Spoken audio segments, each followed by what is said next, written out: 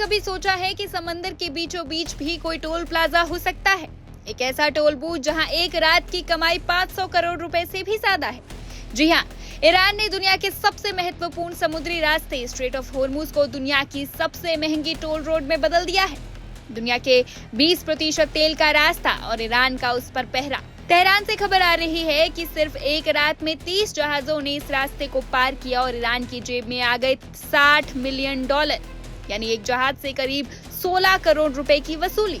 ये कोई मामूली टैक्स नहीं है। समंदर पर वर्चस्व की वो जंग है जिसने वॉशिंगटन से बीजिंग तक हड़कंप मचा दिया है। ईरानी सरकारी मीडिया का दावा है कि अब इस रास्ते से गुजरने के लिए परमिशन और पेमेंट दोनों अनिवार्य है। खास बात देखिए, पेमेंट का तरीका, न डॉलर न यूरो।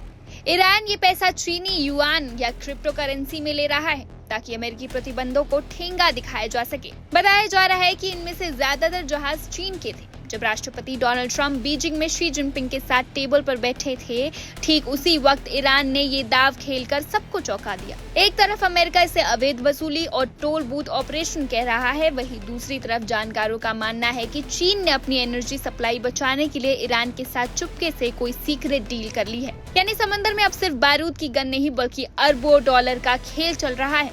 होर्मुज की ये लहरें अब सिर्फ पानी नहीं बल्कि लिक्विड गोल्ड उगल रही है।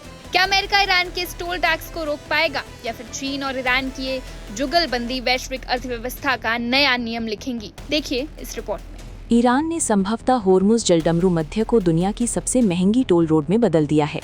आज रात तेहरान दावा कर रहा है कि केवल रातों रात 30 जहाजों ने इस रणनीतिक जलमार्ग को पार किया और ईरानी सरकारी मीडिया के अनुसार इन पारगमनों से पारगमन शुल्क के रूप में $60 मिलियन तक की आय हो सकती है।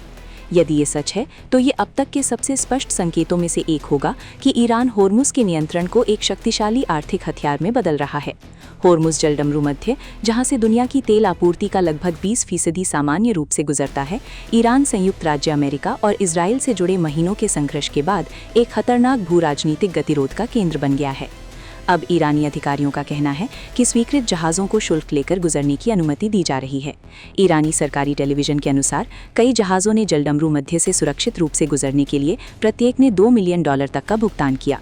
खबरों के मुताबिक इनमें से कई जहाज़ चीन से जुड़े टैंकर थे। ईरानी सांसदों के अनुसार भुगतान कथित तौर पर चीनी युआन या क्रिप्टो करेंसी में स्वीकार किया जा रहा है।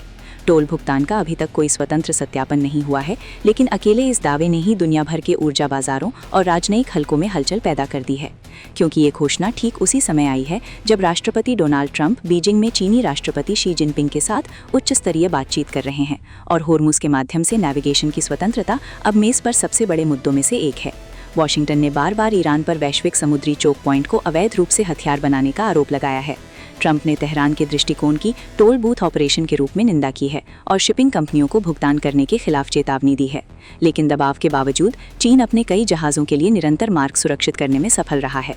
ईरान के सबसे बड़े तेल ग्राहक बीजिंग ने सार्वजनिक रूप से तनाव कम करने का आह्वान किया है, लेकिन पर्दे के पीछे विश्लेषकों का मानना है कि चीन ने अपनी ऊर्जा जीवन रेखाओं की रक्षा के लिए तेहरान के साथ चुपचाप सुरक्षित पारगमन व्यवस्था पर बातचीत की है और वो वास्तविकता खाड़ी के भीतर शक्ति के संतुलन को बदल सकती है। ईरानी मीडिया पहले से ही रातों रात हुए पारगमन को इस बात के प्रमाण के रूप में चित्रित कर रहा है कि अमेरिकी नौसैनिक दबाव और नाजुक संघर्ष विराम के बावजूद तेहरान होर्मुज जलडमरू मध्य पर मजबूती से नियंत्रण बनाए हुए है। ईरान के लिए प्रतिबंधों के दबाव को राजस्व में बदलना और होर्मुज को वित्तीय संपत्ति में बदलना है। तेल बाजारों ने तुरंत प्रतिक्रिया दी। कच्चे तेल की कीमतें ऊंची बनी रहीं, जो $100 प्रति बैरल से ऊपर मंडरा रही थी, क्योंकि व्यापारियों ने दुनिया के सबसे महत्वपूर्ण ऊर्जा गलियारे के भीतर निरंतर अस्थिरता के जोखिमों का आकलन किया। एक बात तेजी से स्पष्ट होती जा रही है, होर्मुज जलडमरू मध्य को लेकर लड़ाई अब केवल सैन्य नहीं रह गई है, ये आर्थिक, रणनीतिक और वैश्विक है।